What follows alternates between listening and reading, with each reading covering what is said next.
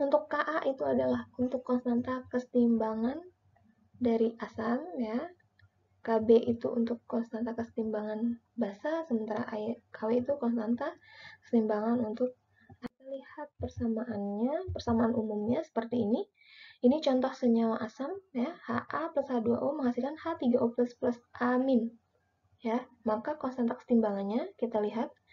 Konstanta kesetimbangan asam atau konstanta kesetimbangan secara umum itu diperoleh dari konsentrasi produk dipangkatkan koefisiennya dibagi dengan konsentrasi reaktan dipangkatkan koefisiennya. Di sini produknya adalah H3O+ dan amin. Kemudian reaktannya Ha dan H2O. Kemudian kita harus memperhatikan fasa dari masing-masing spesies ini. Di sini H3O+ fasanya aqueous, begitu juga dengan amin. Sementara untuk reaktannya H2O di sini fasanya liquid, maka di hasil akhir H2O tidak dimasukkan ke dalam persamaan ini karena liquid, konsentrasi spesies yang memiliki fasa liquid dianggap tetap sehingga tidak mempengaruhi konstanta kesetimbangan. Jadi untuk reaksi ini, konstanta kesetimbangannya adalah konsentrasi H3O+ dikalikan dengan konsentrasi amin dibagi dengan konsentrasi asamnya, Ha ya, asam mula-mula. Begitu juga dengan basa, ya, hanya saja di sini senyawanya basa, sementara konsentrasinya di situ OH- ya, untuk membawa sifat basanya. Nah, untuk Ka, Kw, dan Kb ini, persamaan ini diturunkan berdasarkan teori asam basa menurut Arrhenius.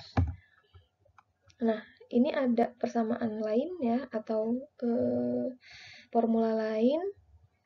pKa itu merupakan min log Ka, sementara Pkb itu min log Kb.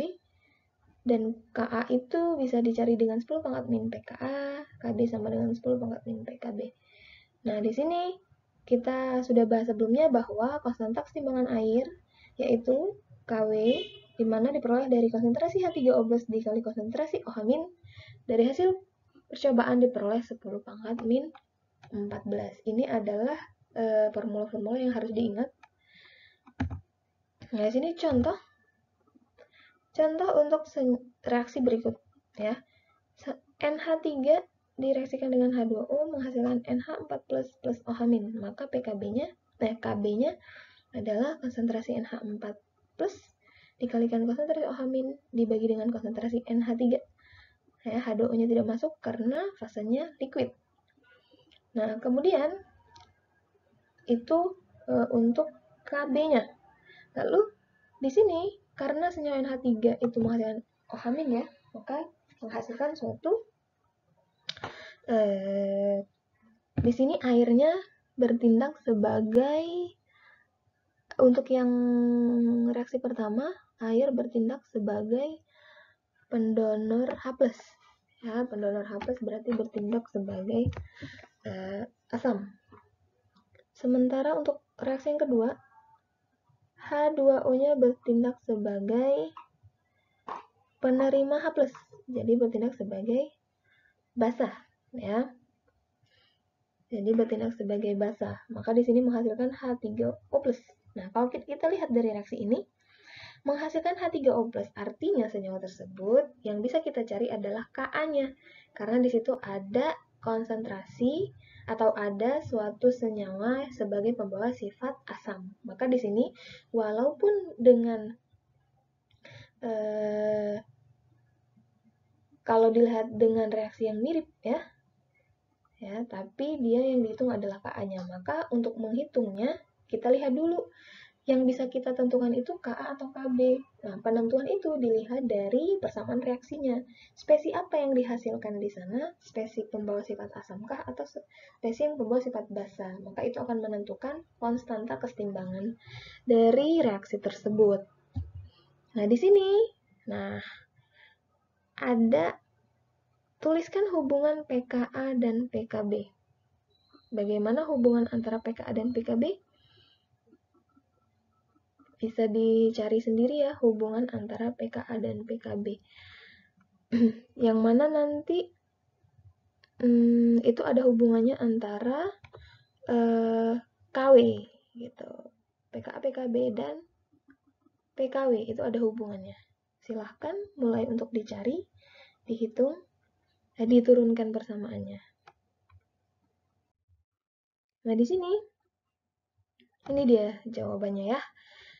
Dengan menggabungkan kedua persamaan tadi, ya, dengan menggabungkannya maka diperoleh Ka dikali Kb itu sama dengan konsentrasi H3O+ dikali konsentrasi OH-. Ya. Nah, di sini kalau kita lihat konsentrasi H3O+ dikali konsentrasi OH- itu adalah Kw, ya. Adalah Kw. Maka Ka dikali Kb itu sama dengan Kw. Kw berapa tadi? 10 pangkat min 14.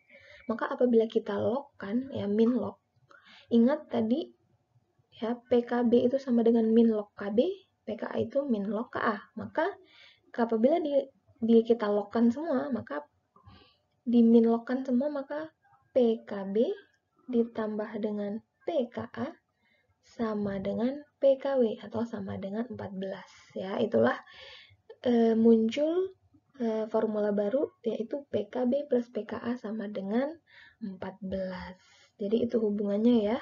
Untuk lebih detailnya bisa diturunkan persamaannya lebih detail bagaimana hingga diperoleh KB dikali KA sama dengan H3O+ plus OH- dari reaksi sebelumnya tadi.